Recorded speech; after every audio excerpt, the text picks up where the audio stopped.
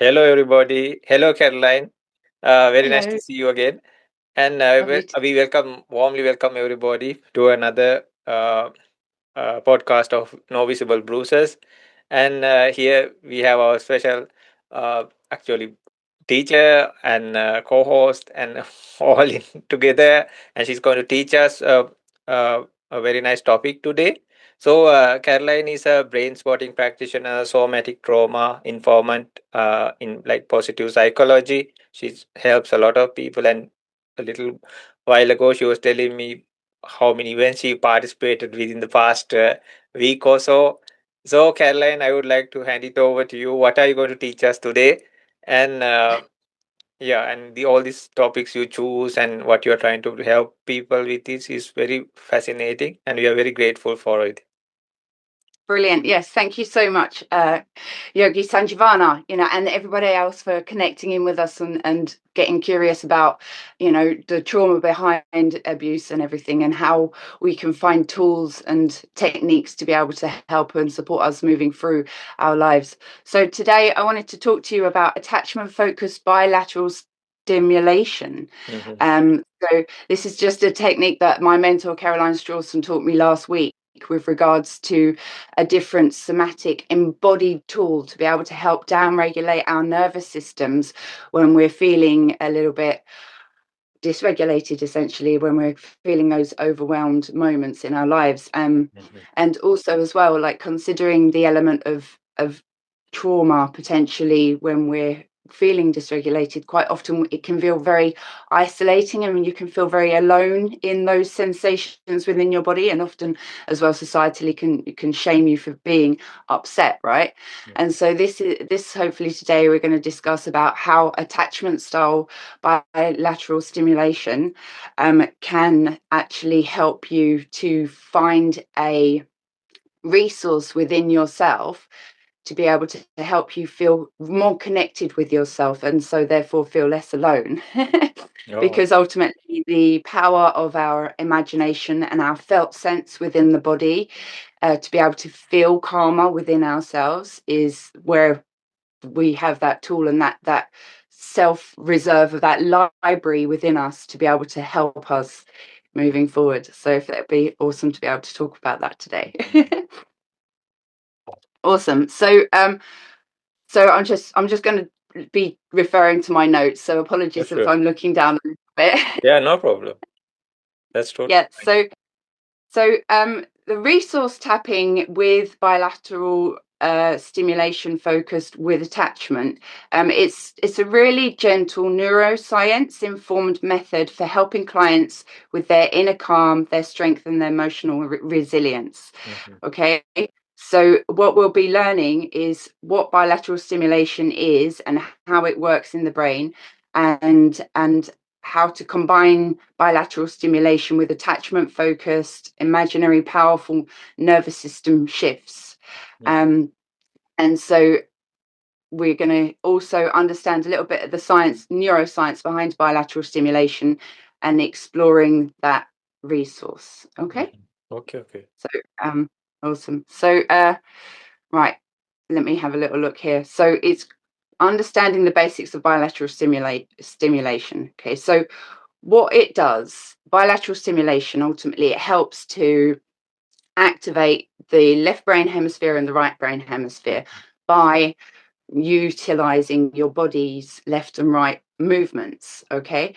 I will just caveat this that if people have had experienced sexual assault, like people like me, um, for instance, like crossing over bilateral stimulation isn't really sometimes very comfortable. But there's other ways with regards to being able to work around doing the tapping resource with regards to stimulating your left and right body parts in order to help cross wire your left and right brain hemispheres. Okay, so just to caveat that if anybody was to think about doing that, and they have that in their past, it might be better to gently just tap on your shoulders, but it would be just gentle and slow and alternating, not both at the same time.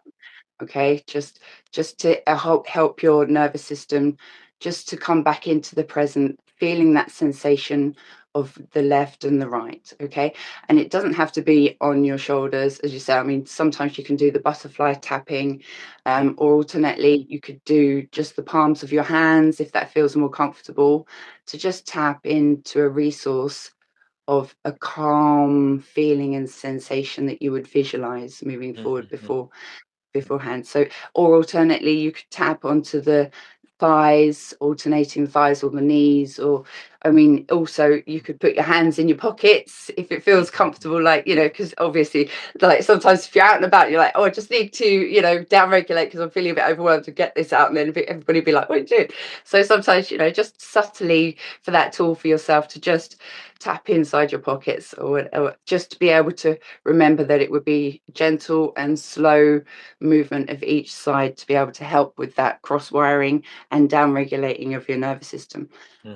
Another amazing bilateral stimulation actually is gently just walking, because when you're walking, you're using your, hopefully, as long as you say you've got the use of both limbs, you're using your left and right foot to be able to walk forward. So like walking is a bilateral stimulation as well. And everybody knows that, like, going for a walk, it helps often to reduce anxiety because you are utilizing the left and right brain hemisphere in that, and co-regulating your mind, essentially getting yourself out of the spin in one side to be able to help reintegrate both sides. So that would be why it would be really helpful, as you say, with that mindfulness integration as well. So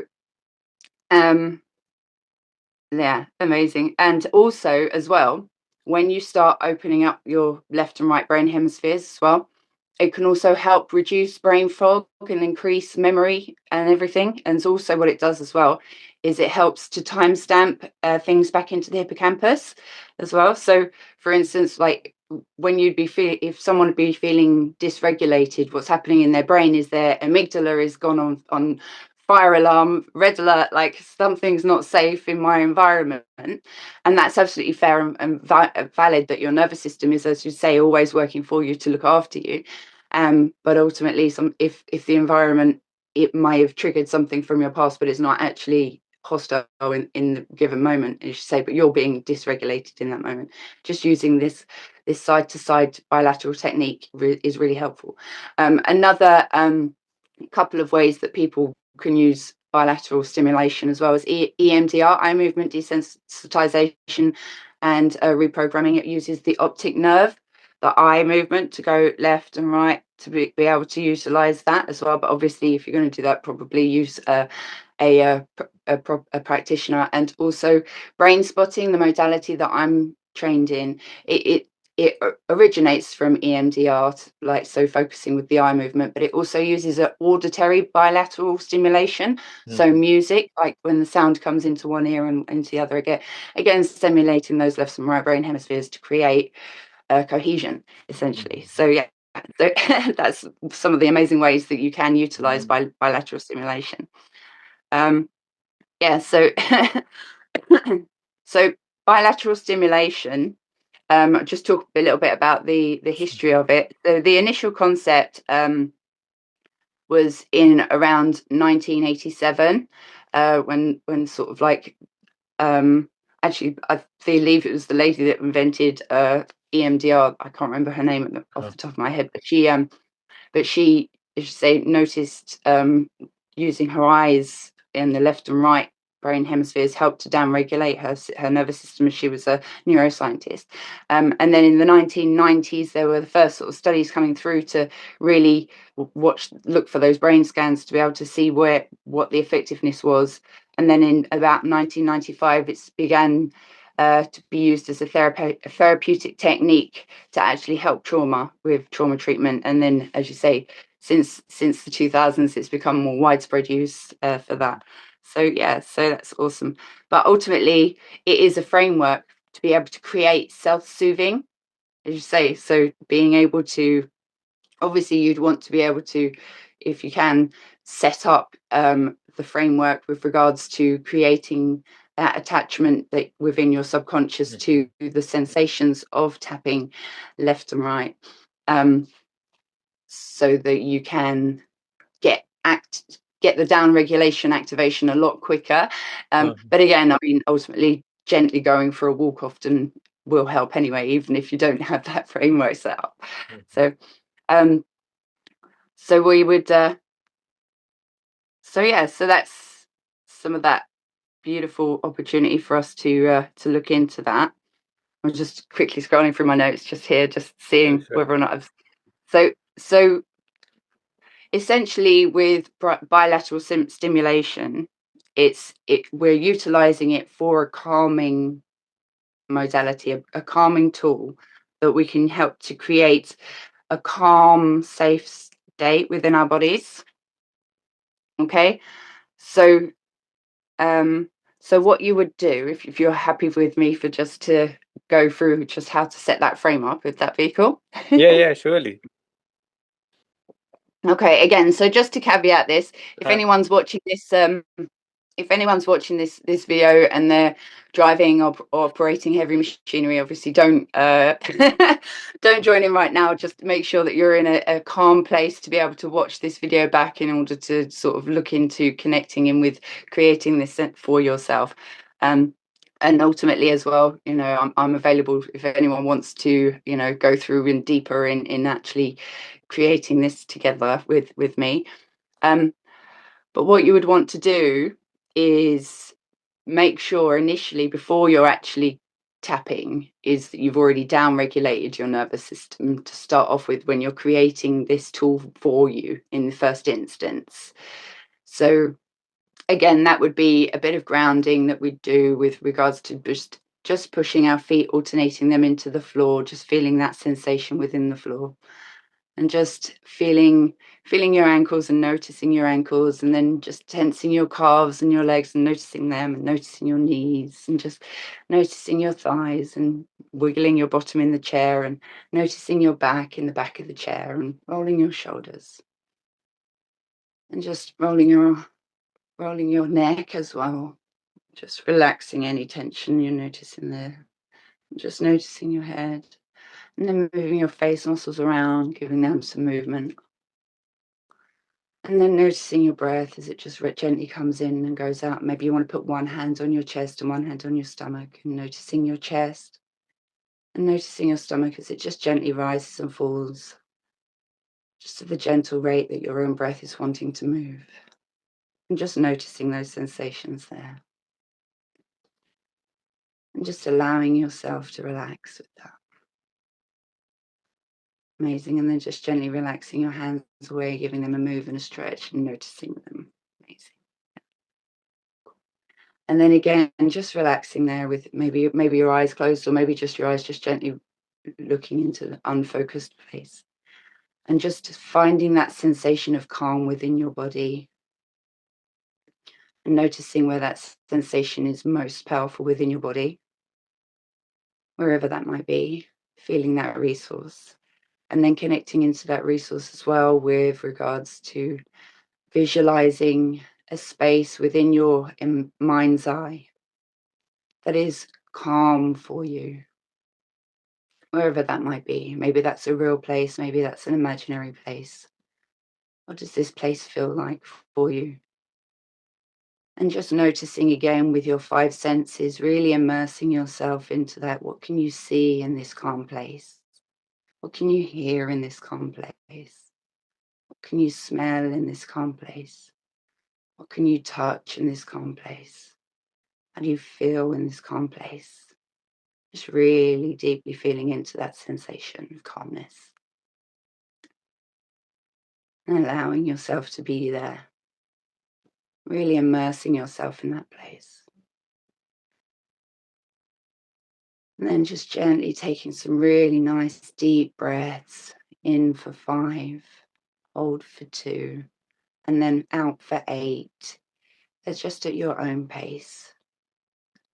Taking some nice deep breaths in for 5, hold for 2, and out for 8. And again, bringing that breath in all the way in, hold for 2, and out for 8. And then gently just letting your breathing relax again, and really immersing yourself in that calm place.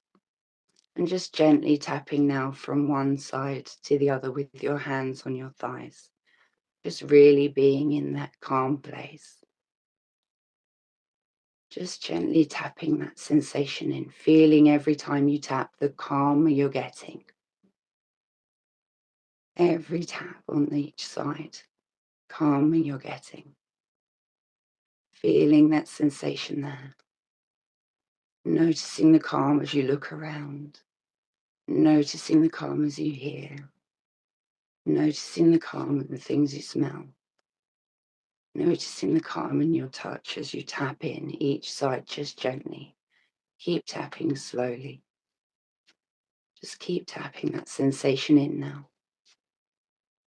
Really feeling that sensation of calmness. Just gently, slowly tapping from one side to the other, where this feels comfortable for you. Really gently. Finding that calm place.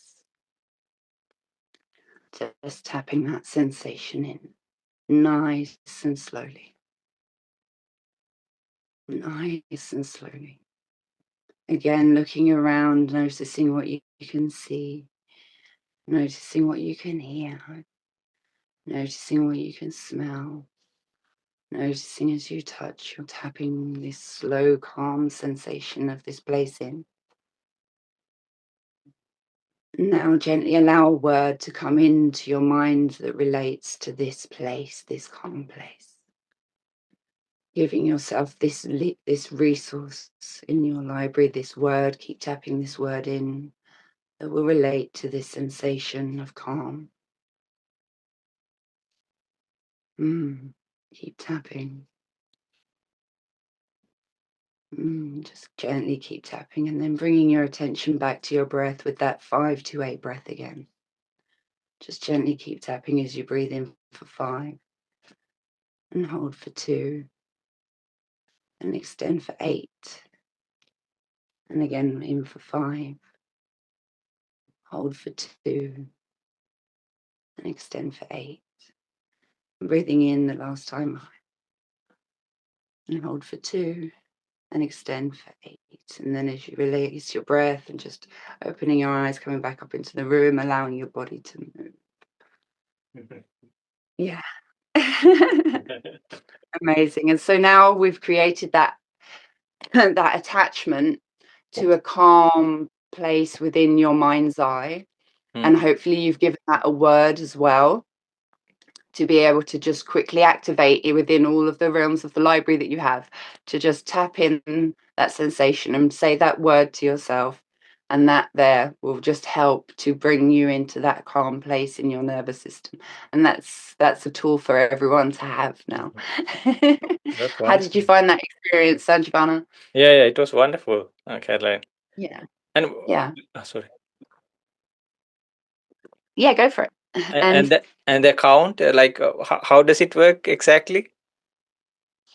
The count, the breathing count, the breathing count. So the breathing of the 5 to 8 breathing count, because it's an elongated out breath. What it's called is a physiological sigh. So our nervous system can't extend its out breath if it's actually in flight or fight.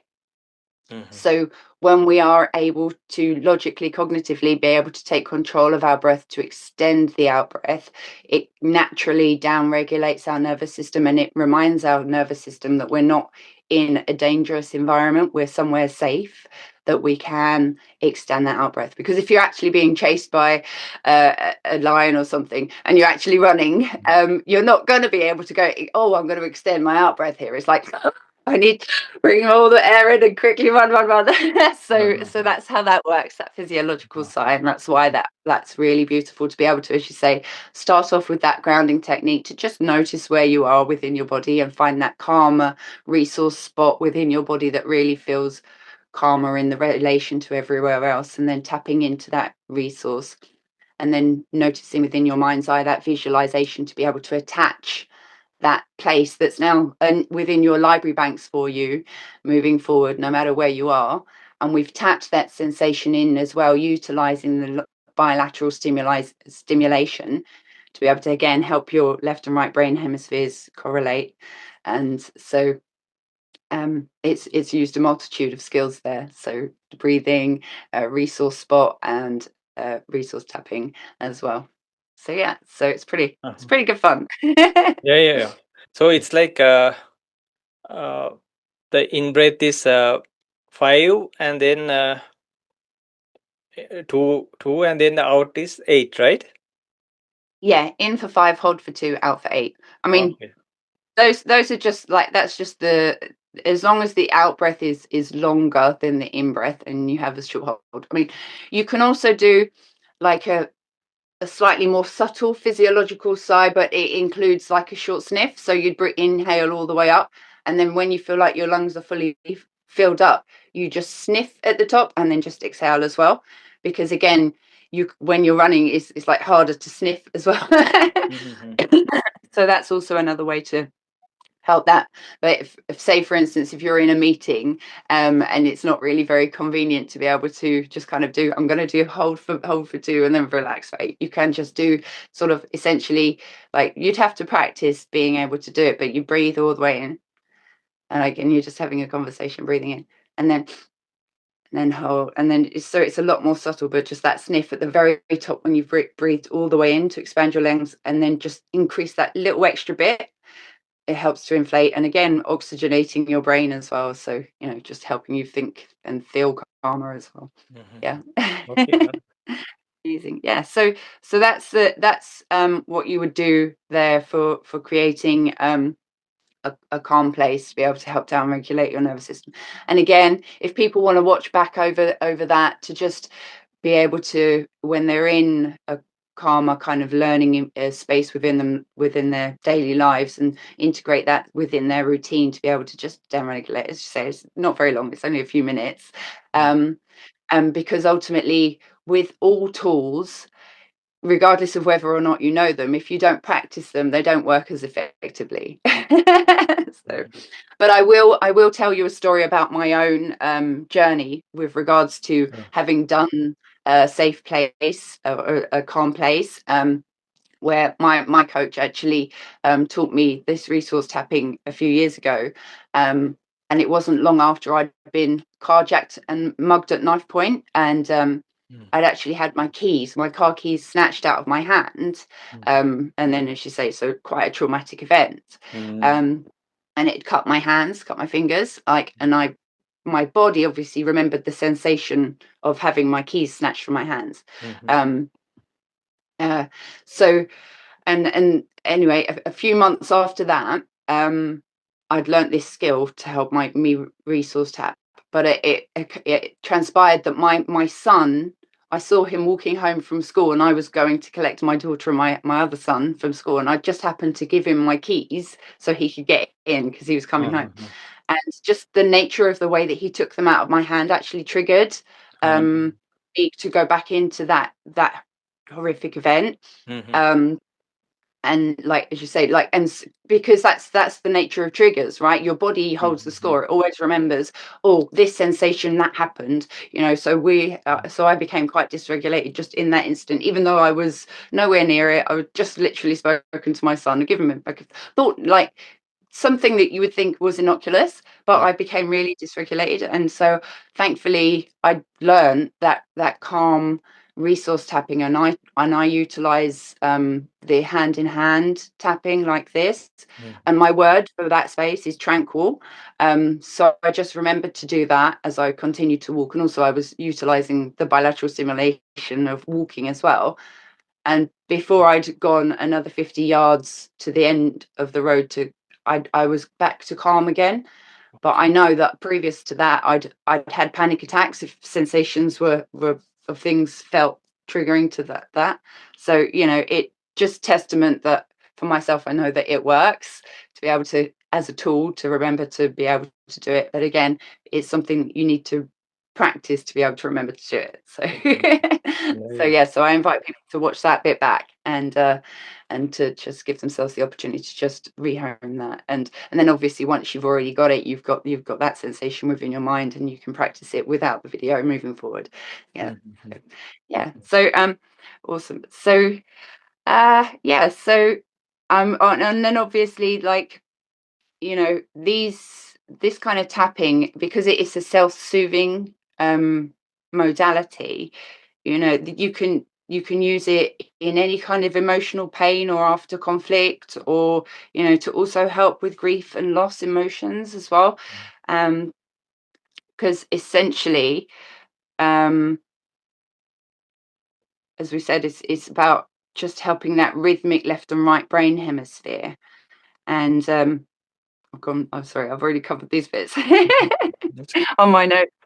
So yeah, because the goal ultimately is to be able to make people more reliant on their own selves to be able to mhm, downregulate, because quite often we as a society still look to co-regulate with other people, and not always is another person there available for you to be able to help you in those moments, you know. So mhm, having this skill set to be able to help yourself self-soothe is really really important. I don't know whether or not you've ever had anybody kind of, you know, be dysregulated, and you can tell that they're looking for some help in those moments. mhm, But often when we're looking for help in that dysregulation, people are averse to coming forward, right? It's normally mhm, like, yeah, so it's because it's counterintuitive to move towards a person that's like really upset sometimes, you know, like especially if they're being a bit angry or anxious in those moments, you know. So this is a great tool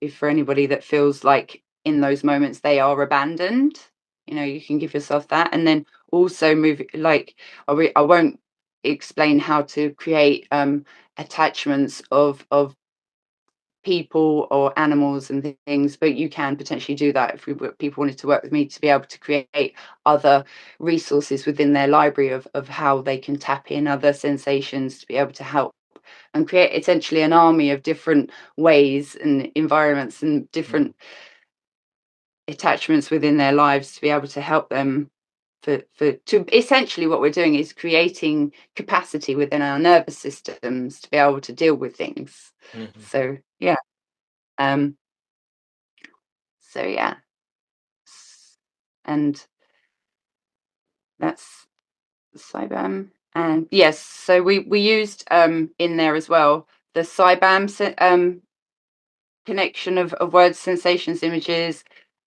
behavior, effects, and meaning. So when we're looking into these, creating more attachment figures, we mhm, would look into like finding the sensations of what that attachment feels like with you, and really getting visually into how that attachment looks, that and what that behavior of that attachment figure that you'd be tapping in, and how it affects you and what meanings they have within you as well. Just, it helps, essentially what it does is by looking through the cybam of all of those, we get all of the fragmented parts of our memory and help to correlate them all into place so that we can actually timestamp them back into the hippocampus.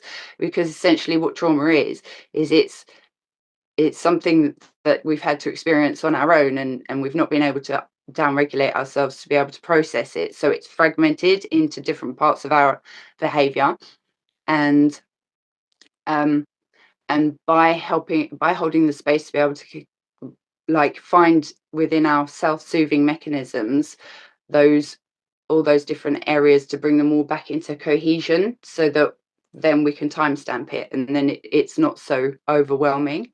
mhm, So yeah, um, but I will also just caveat as well that studies have shown that people that have been in prolonged traumatic environments, what happens in their brain is their amygdala actually grows and their hippocampus shrinks, because ultimately we only have a certain amount of space in our head, right? mhm, Um, and so if you're in an environment that's where you're constantly feeling like you're in high alert, for instance, if you are in, you know, a domestically abusive relationship, for instance, mhm, um, and your amygdala has to be constantly vigilant, hyper vigilant, and so that, because it's being overutilized, mhm, it grows, and it needs to, because it needs to be able to keep you safe. But when that part of your brain grows, what it the space that it takes up for is the hippocampus, the memory storing bank. So it actually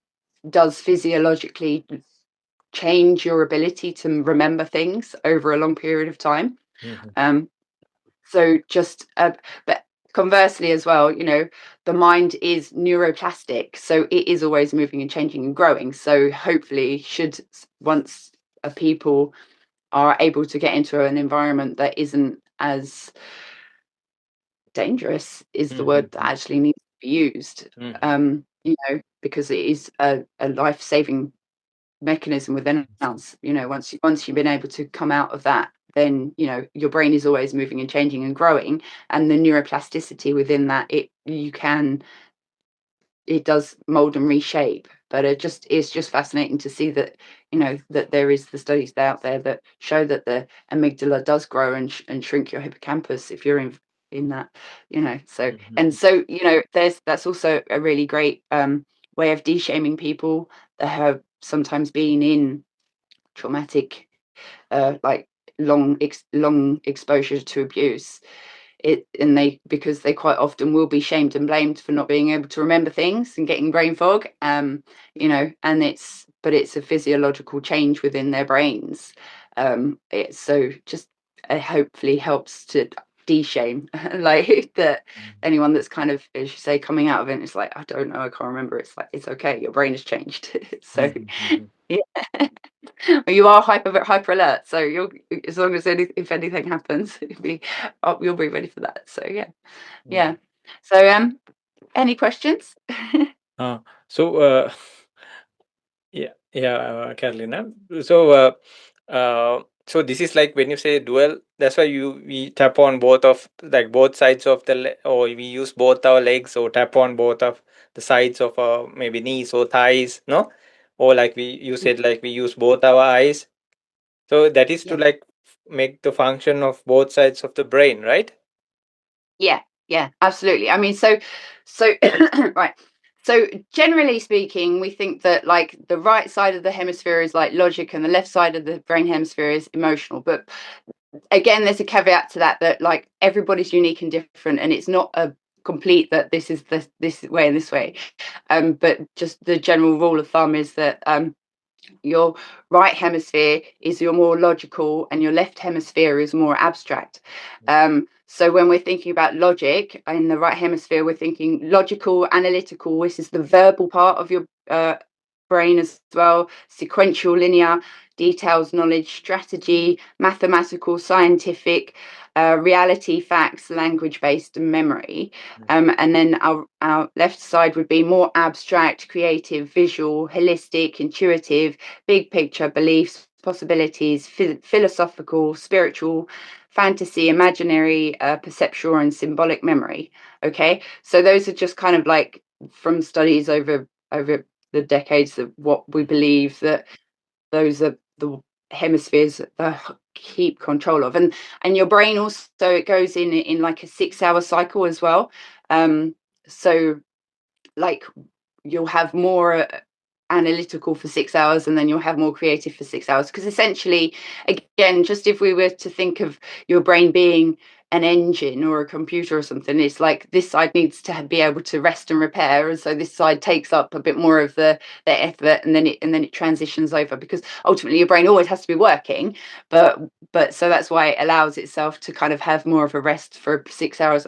And I mean, there's also the same with, I don't know if you've ever had a cold, and you know how like when your nose is bunged up, and one side is bunged up for what, like a little bit, and then it transitions to that side, and you're like, but why? It's because like our left and our right sides, one side is a little bit more active for 6 hours, and then the other side is just the nature of the way that the flow helps to be able to repair essentially in those periods of time when it's bunged up, it's doing its business. And then so that's just to be allowing ourselves to know. But obviously when we're stuck in trauma as well, quite often we can get just stuck in one side of our brain hemisphere as well, so quite often you can feel more dysregulated in that as well. So this is the importance of the bilateral stimulation, is to be able to help that flow move through again. So So that's what the differentiation is, to be able to help that with regards to healing, essentially, because if you're just stuck in one side of your brain hemisphere, like in anxious is like forward focused, and depressed is like backwards focused. So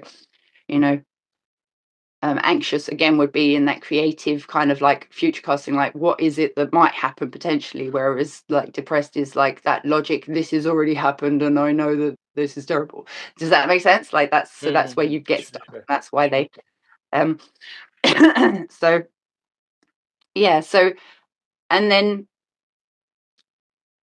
I would also just caveat again, though, that if people do choose to want to like put in an attachment person or a strength figure with regards to like doing tapping, it would be also really important to not have an actual physical person that has negative connotations. Like, even though you might love them, if something bad has happened with them, your subconscious doesn't really differentiate the difference. So it would be better to not confuse your subconscious with a person that in real life that has potentially negative connotations. So it's better to go with abstract people or feelings. And also, one of the great things about doing attachment focused bilateral stimulation as well is you can create like your ideal nurturing figure and your ideal protector figure and your ideal wisdom figure. When we're feeling like, who is the person that I want to be, and who would I want to have those as resources to be able to buoy me up and help self-soothe me in that library of memory banks that we have, to be able to tap in those sensations, to be able to create a person that is your ideal of very positive, would be it's just so powerful, the possibilities that you can have.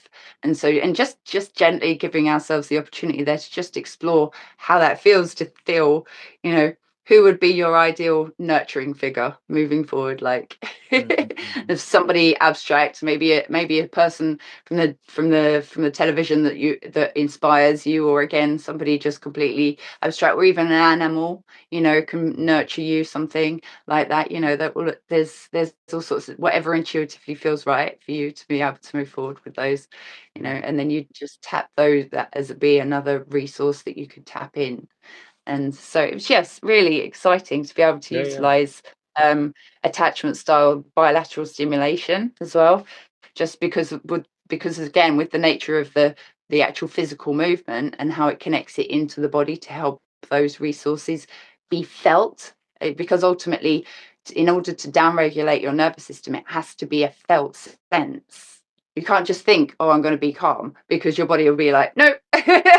You have to be able to feel it. That's why we do the breathing and the grounding, and again the tapping, the sensationary use is where we work from. Because as we said before, like your cognitive prefrontal cortex, it processes 60 to 80 bits of information per second, but your subconscious processes 11 million bits of information per second, all of those senses coming in. So just like when you can tap into 11 million bits of information, it's like, yeah, that's what the superpower is that we all have within us, right? It's So fascinating. yeah, definitely. Have you got any questions with regards to that?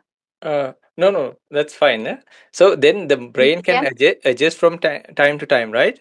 Like you mentioned before, like a particular area can grow, but it doesn't exceed like what's the space we have, no? Like, and then it can adjust itself and come back to a normal state, even, right?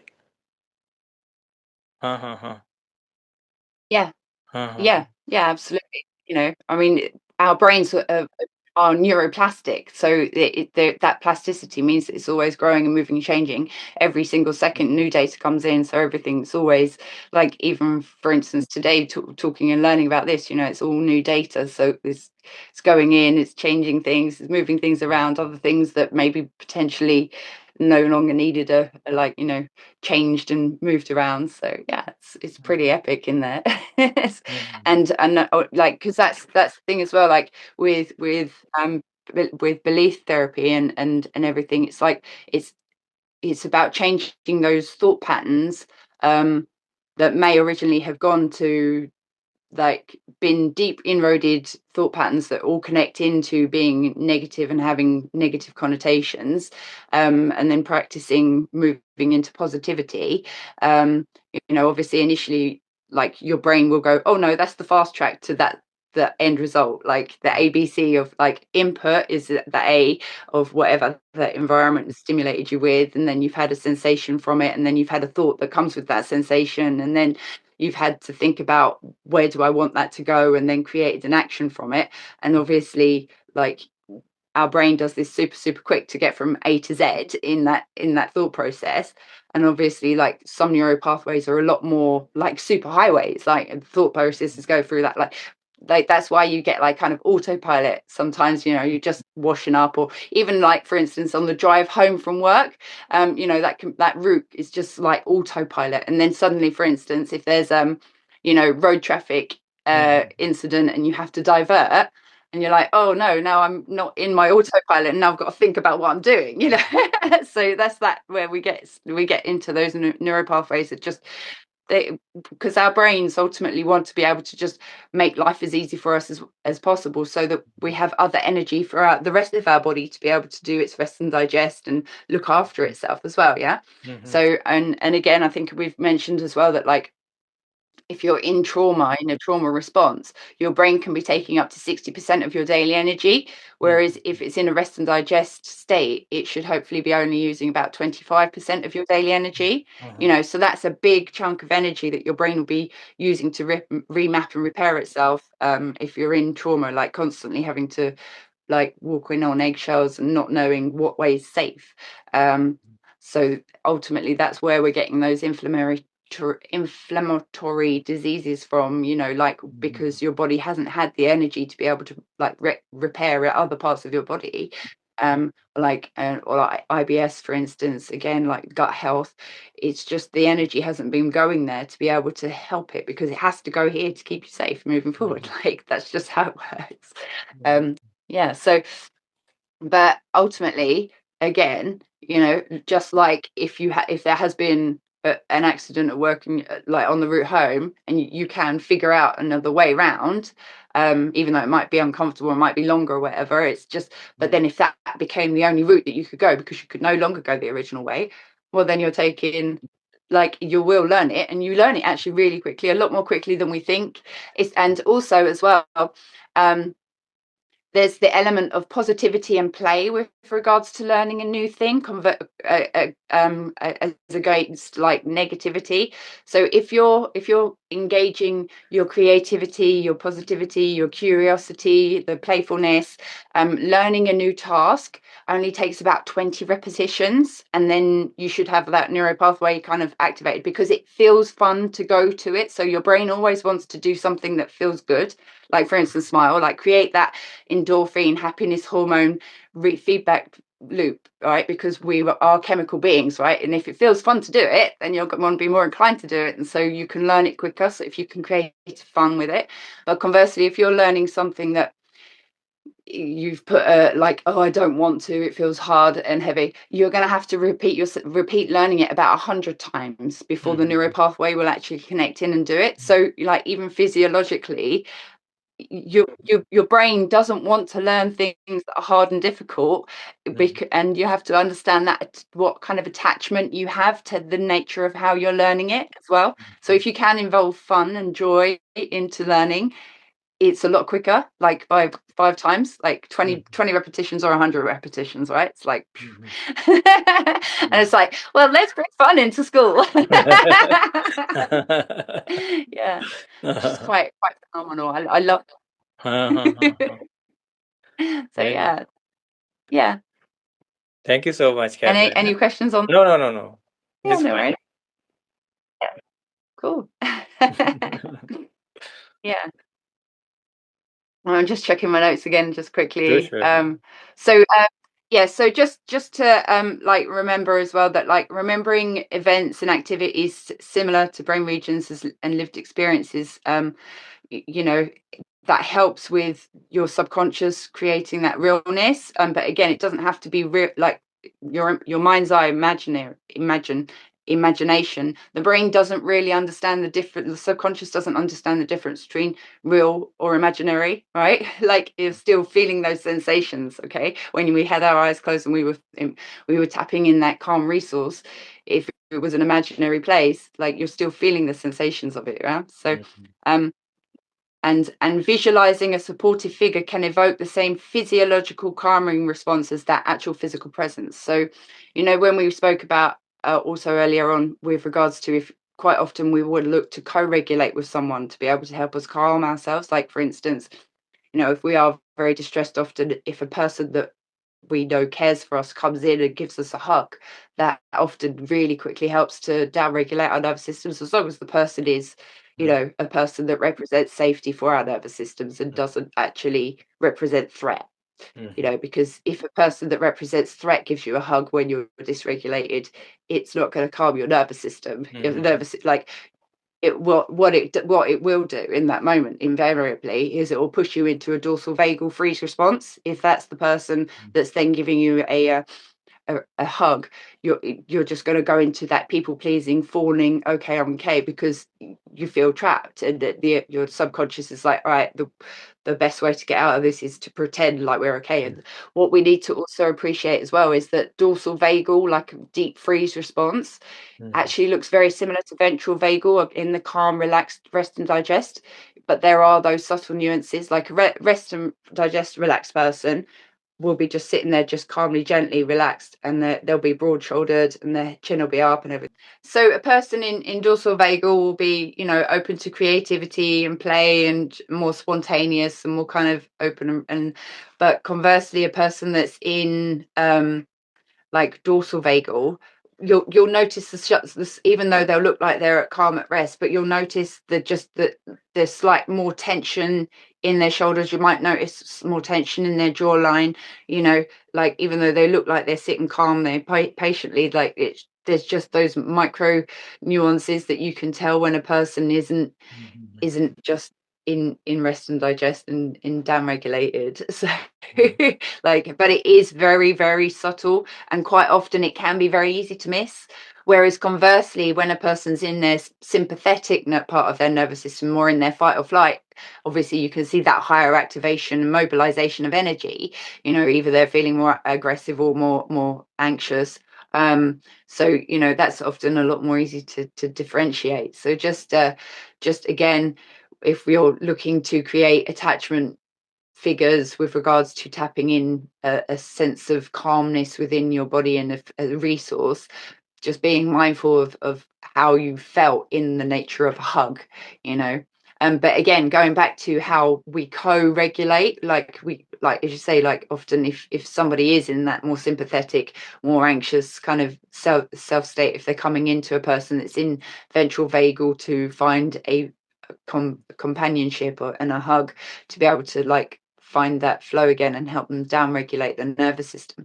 But again, as we said at the beginning, oftentimes it's not always easy to have a person around to be able to co-regulate, to be able to kind of offload some of that stress within our nervous system. So this tool is great to be able to give yourself the opportunity to find that connection within yourself, to be able to down regulate and self-regulate and self-soothe. Yeah.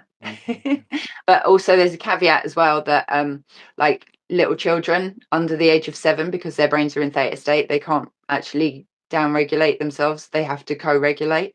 Because their prefrontal cortex hasn't been able to create the imaginary neural networks to be able to impart this within themselves. So they can, like, our children need to be able to co-regulate. And up until about the age of 7, until your theta brainwave changes, it's just, please give your children hugs and make them feel safe. Yeah. So yeah. Okay. Any questions? No. That's totally fine. Yeah, amazing. So yeah, so what was your takeaway then, Sanjeev, with regards to doing bilateral stimulation? Yeah, I think this I am learning. So Yeah, but yeah, the methods of like using applying it and your explanations. So, and it's very Yeah, interesting, how the brain works, the functions of it, and how it's affected by these kind of situations. How we can like yeah, recover again, and these how these yeah, practices help. absolutely. Oh yeah, yeah, absolutely. I mean, ultimately, our body is always healing itself. As we said, I think we've said before. Even if you break a leg and you go to the doctor and they put a cast on the broken Mm. bone, the doctor doesn't actually fix it. Your body heals itself, right? And so these are just these are tools to be able to essentially, like, put visual casts around you to be able to help you heal and move forward. Yeah. Yeah, amazing. And thank you so much to everyone for jumping in, and I hope to be able to, as you say, if anyone's curious with regards to doing some other bilateral stimulation with attachment style visualizations and tapping it into that resource, please reach out to me, and or alternately utilizing the brain spotting with regards to utilizing the bilateral music and everything. Again, I'm practiced in that, so I can help people release trauma that way as well. And I really hope that people have taken some a good useful tool away with them today. Hopefully. Yeah. So thank you so much, Caroline, and definitely we'll put all Caroline's details on the video as well as the post we put out. So Yep, all her details, anybody can contact her and get all this help that is required. So thank you so much, Caroline, and it's a great pleasure always to have you here. And thank you for all the sharing and the wisdom and experience you share. I think it will help so many people. And yeah, and I wish you have a wonderful week ahead. And hopefully we'll meet again soon to share one more of these kind of like wonderful topics, which is like really exploring ourselves, no? And get absolutely. to Yeah, know. yeah. It's And beautiful to connect. Thank you so yeah. much, and thank Thank you you so for much, joining. Caroline. Have a great Thank day. you.